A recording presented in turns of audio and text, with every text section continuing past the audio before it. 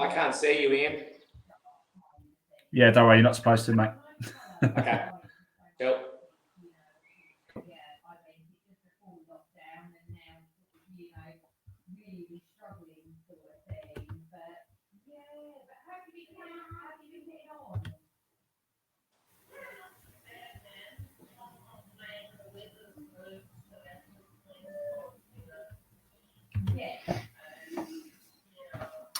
Right, good afternoon, everybody. Welcome to a very sunny Tuesday afternoon. And of course, we are welcomed by my very, very good friend and personal coach, Aaron Cox. Aaron, how you doing, my friend?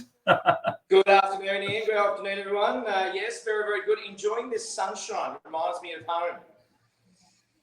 Now, talking of sunshine, is that a bit of daylight I can see there, Aaron? Are we actually venturing outside now?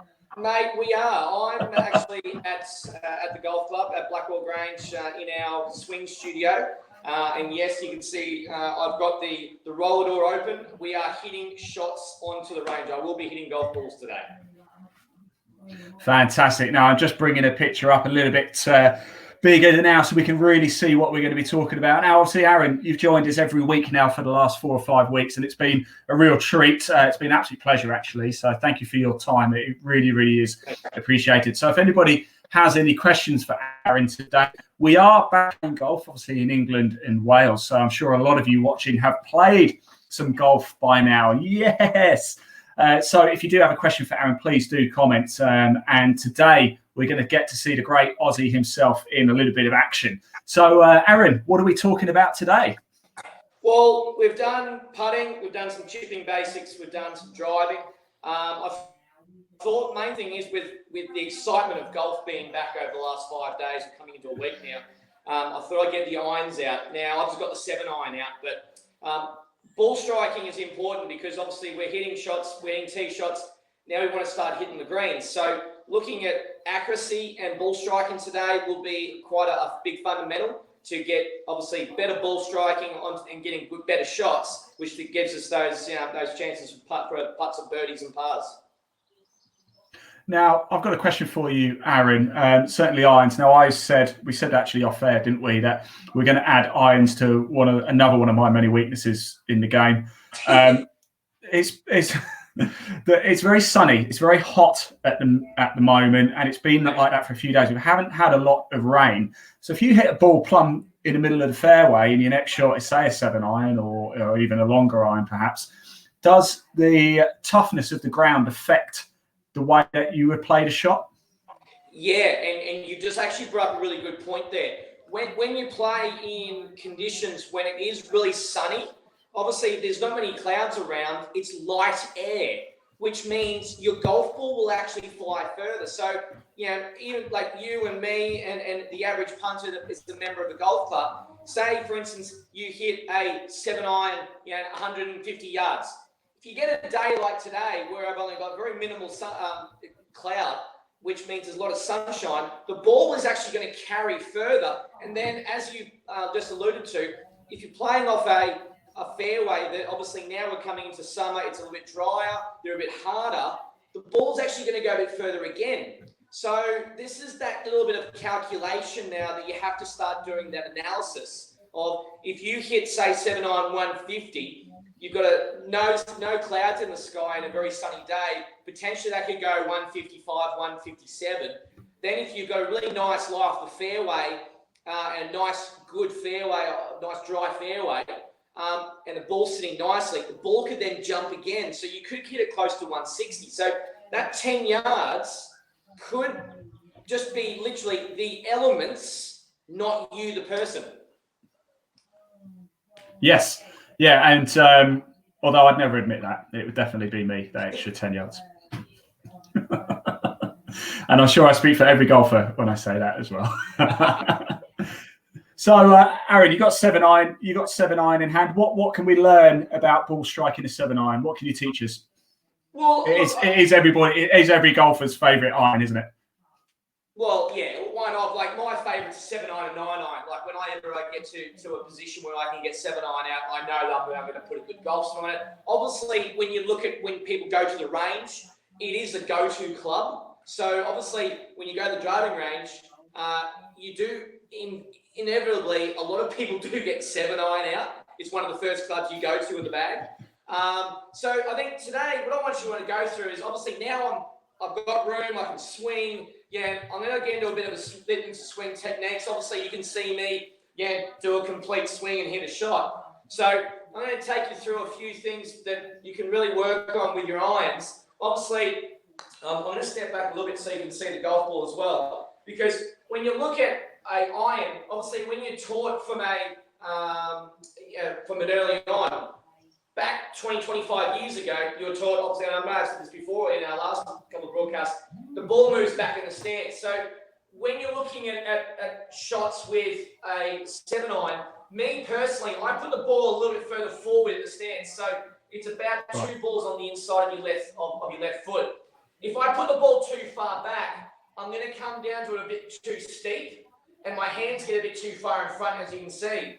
Then you're either going to hit that ground, or you'll go way too hard into the golf ball, and ball's just going to come out a lot lower and a lot harder, and you won't be able to control the distance. So I push the ball a little bit forward, and then I make sure that my hands, and I teach this to all my students, I get my hands on left thigh. So I use that as a guide to get the golf ball and the club in a nice, what they say, in the shaft angle.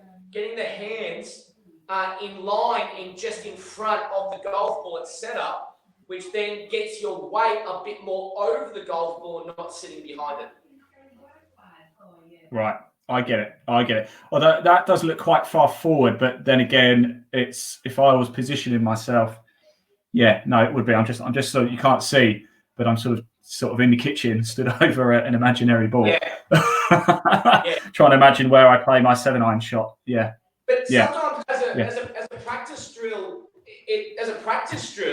what you can actually do, and I do, as I said, a lot of the students I teach, obviously, are all like club members, and obviously I've got a lot of juniors. So my junior academy and then all the way up to your 55, 67-year-olds.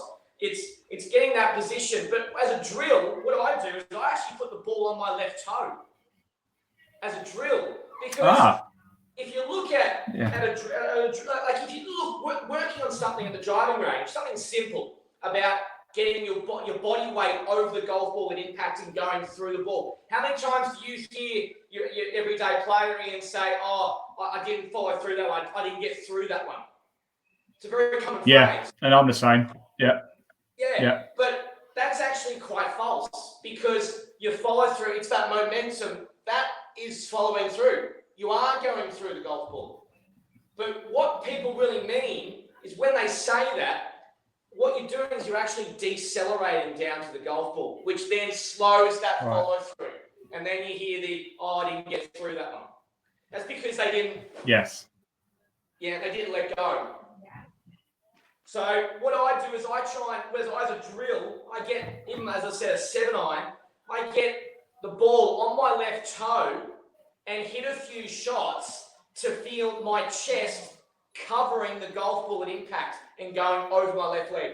And that gets my weight going forward, not sitting back. Because as soon as you sit back, your shoulder drops and chance of hitting the ground or topping it go up dramatically.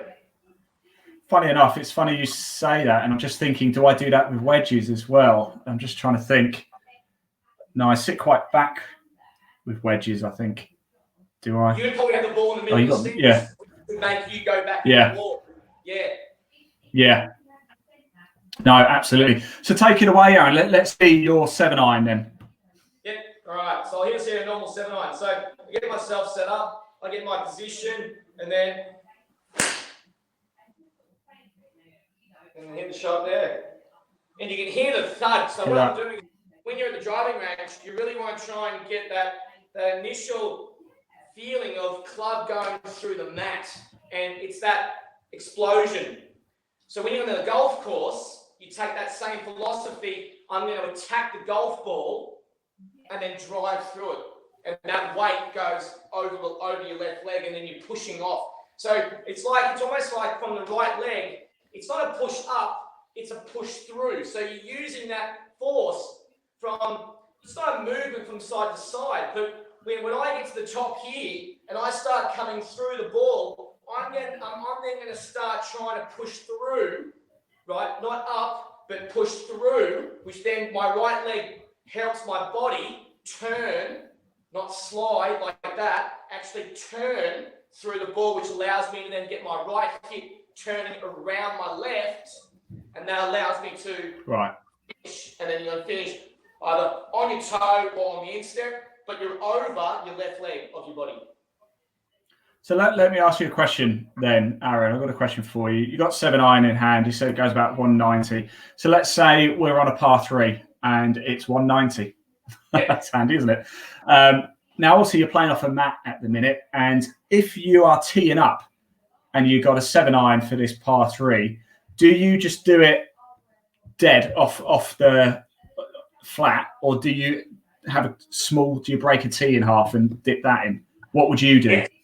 100%. So I do a little bit of 50-50. Sometimes I'll say this when a few greenkeepers won't like me. I just get the club and go whack into the ground to make a bit of a hill, and then I place my ball on top, which is like a fairway. Greenkeepers don't like me saying that. We shouldn't do that, people, but sometimes I do it. If there's any greenkeepers watching, I'm sorry. No, I don't. But yes, I then, as you said, I break down a tee and I get the ball sitting just above the ground, which then feels it's a fraction easier to nip the ball up off the grass because it's not quite sitting on the grass. I have to say, Aaron, actually, I've just had a message from the Greenkeepers Association to say you've been banned from every golf course in the United Kingdom. I'm only joking, mate. I'm only teasing. So we've mastered our 7 iron. Let's take it away with another 7 iron. I want to see this in action again. Okay, all right. So I have a bit of when I set up, I get my weight, and then what I do is I get a bit of a bump over to my left leg. So then I try and create the backwards letter K. So you can see my left side is straight from my foot, knee, hip, shoulder, a straight line, and then I kink out like a letter K. So that just gives me a bit of shape, which then I keep this shoulder high and then allow myself to rotate around my shoulders. Lovely. All right. With that rhythm and tempo.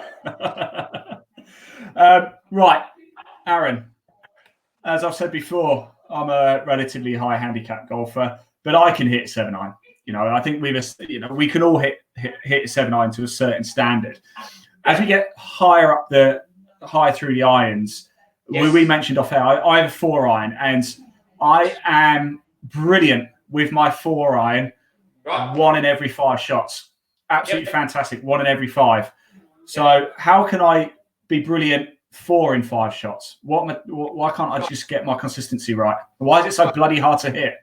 So I just got 4 iron out for you so we can demonstrate. So because there's less loft on the club, you've got to try and keep the body, and also it's all about, with the longer clubs, it's about angles. If you get your body too caught behind with a club that's got less loft and obviously a very thin sole, you're going to come down and you're going to drop that shoulder, and that comes down and does 2 things. You either drop kick it, or you thin it, or you top it, and it goes down the fairway. So again, it's just a matter of getting that weight and getting your chest over the golf ball and impact and not sitting behind. Now, as I say to all my kids, with kids it's very easy for them to understand, but if you swing the club down to the golf ball, where's the golf ball going to go? Think opposites. It's going to, swing down, the golf ball goes. Yeah. Goes up. Yeah. It depends on the loft, doesn't it? The more loft you've got, the higher it goes. Yeah. So then, if you try and swing up and help the shot, what's going to happen to the golf ball? Goes down. Yeah, that's true. You can take that little bit of mentality, and that's actually a little bit of it simplifies it a bit, because if you can swing the club down to the golf ball, you can see where are my hands on the shaft angle. I'm actually attacking the golf ball. I'm not trying to scoop it and get behind it. So let's try it. So what I'm going to do is I'm going to put, for me as well, I've got 4 iron in the hand now. I put the ball almost exactly the same spot as I had 7 iron.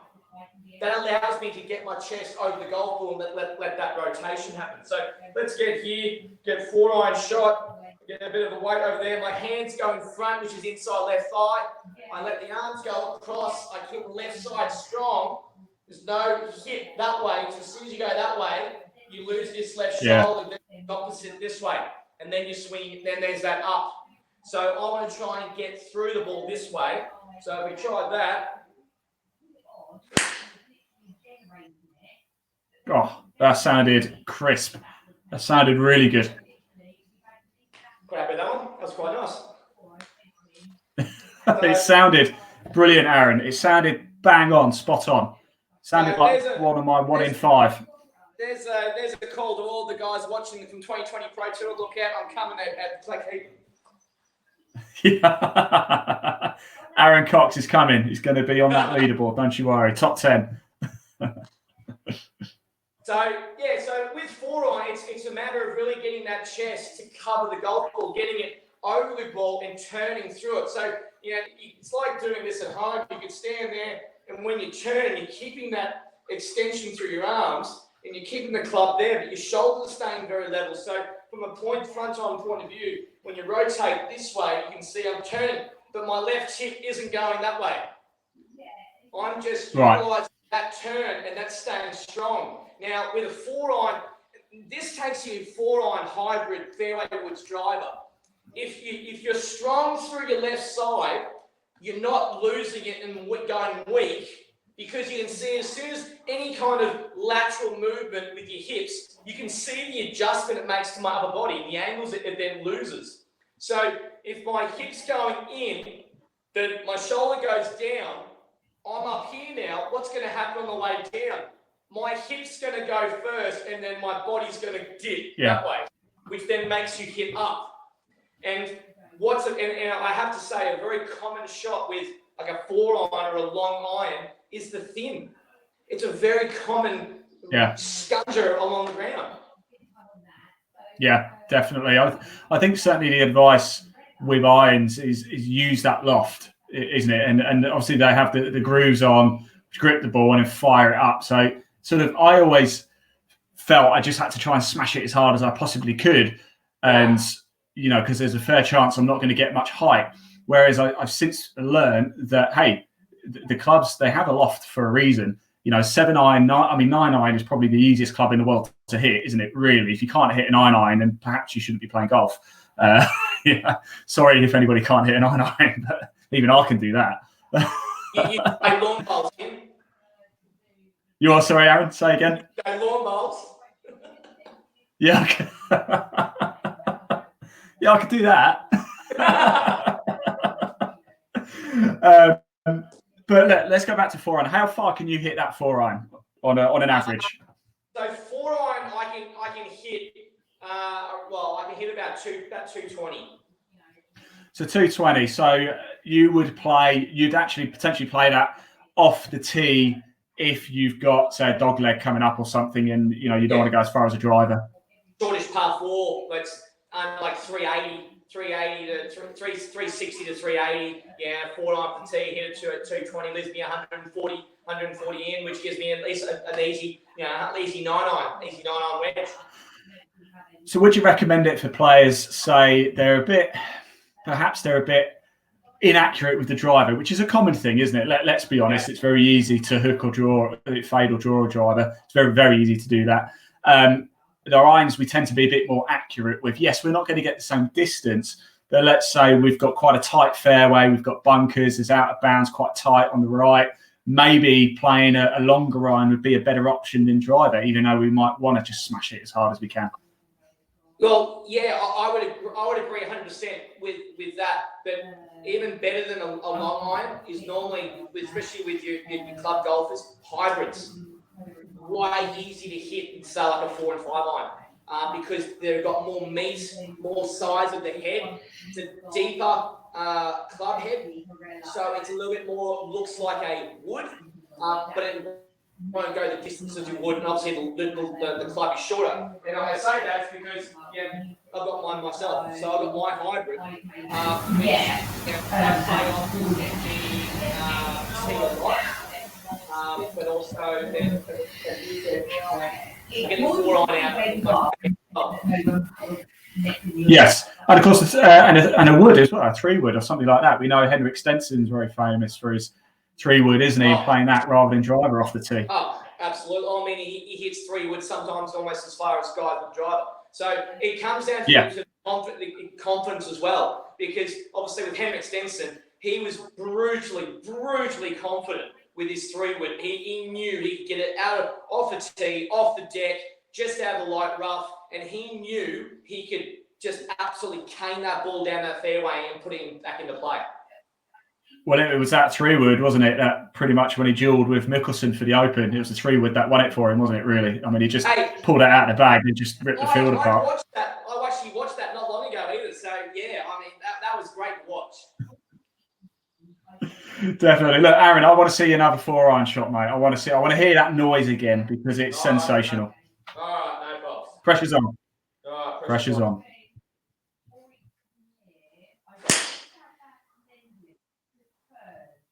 That sounded bang on again. I can just see that flying. I could just see that flying. Do you have TrackMan at all, Aaron? Yeah, I've got a flight scope here, yeah. So, I mean, now we're just getting back into golf now. I will be getting back into using that and just going back to my yardages with my clubs. But it is handy to have. I mean, that's the good thing about what we've got set up here now is we've only had this studio since November last year, and it's been a great addition to, obviously, to myself and also Peter.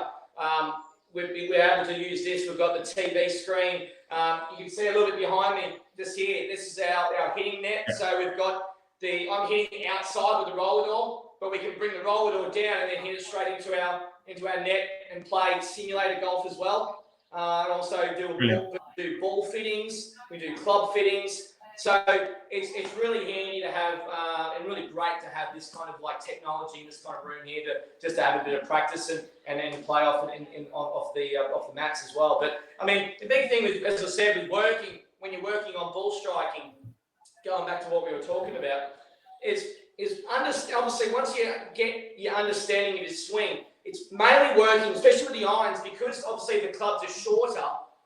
Your body's got to control the angles of what your shoulders are doing to where your body's going at this way. If there's a lot of movement this way and then that way, the club is affected by what your body does, which then obviously that's the main thing is what we're talking about today. It affects then how you actually impact that golf ball. And that's what I'm saying. Like for your average club golfer, I mean, obviously this is not really say for the golf pros as such, but I mean, the average club member of or even single figures, pushing that ball forward in the stance a little bit helps you actually attack the ball and get the weight moving over that left leg.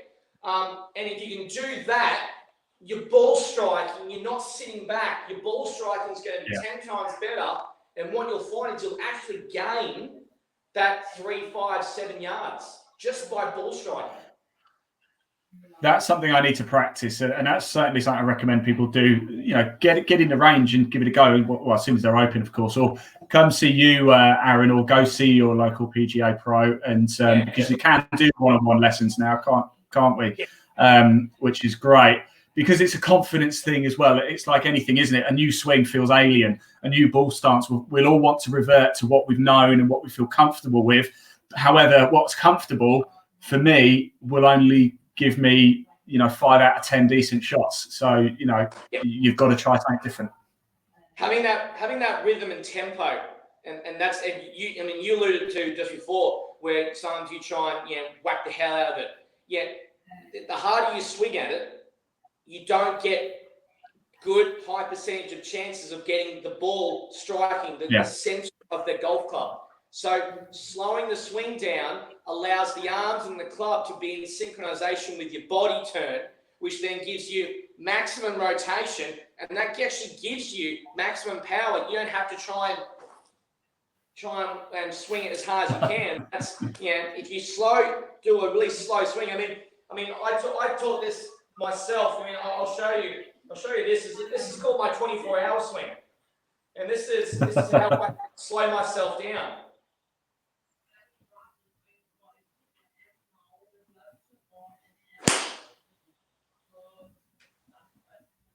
So you really slow that tempo on the takeaway, and you wind yourself up through your core that much that you just go, well, I'm just going to let go now. That was brilliant. It was also really slow. I'm pleased to say, welcome to next week's show, everybody. Yeah.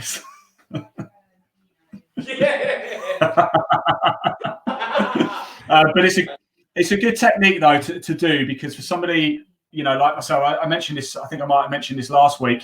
One of the things I struggle with is a full backswing. So something like that would actually probably really benefit me on every club.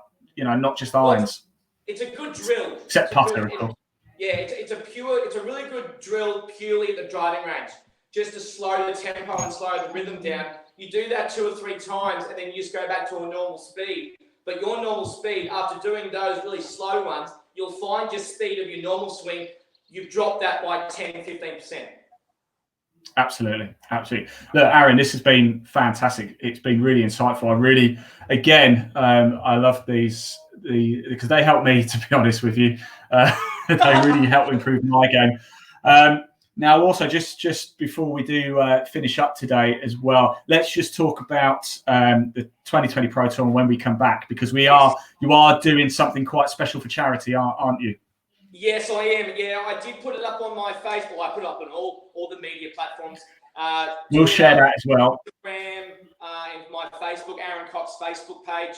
I am pledging, if we can raise £1,000 for the NHS, I will get the Canary Yellow Plus award at the 2012 Australian Open with the green and yellow Agile socks. I'll even get that the yellow Scottish cap out as well. But yeah, if we can raise £1,000 for the NHS, they've done such a great amount of work over the last 7-9 weeks for us on the front line. So I thought, why not give back while we get back to playing golf. So, good man. 8th of June, £1,000 for the NHS. I'll get the plus balls out. Brilliant. We will post a link as well. We'll share your post actually after this broadcast. So please do, because we'll find the picture. We'll dig the picture back out again. I think we showed it last week, so we'll find it and repost it at some point. But it is a sight to behold. So please do pledge. Every penny really, really helps. Aaron, what a pleasure it's been. Golf is back. Let's celebrate. Let's have a party. Yes. Has it been exciting for you this week? Oh, mate, it's been fantastic. We've had lots of members out, obviously playing 2 balls and social distancing, but we've been full. Our membership our time sheet's been full from 7 a.m. to 7 p.m. every night, and are still till next week. And I've been busy as well, because obviously we're allowed to do one lesson. So I've already come to individual lessons with kids on my junior academy course. So I've got a great set up here. I'm able to do my kids' lessons on their own junior golf course, 6-hole junior golf course. So I've been 11-12 hours a day since Wednesday. So I'm loving it. Fantastic. Look, Aaron, thank you so much again for your time. We're going to do this again next week.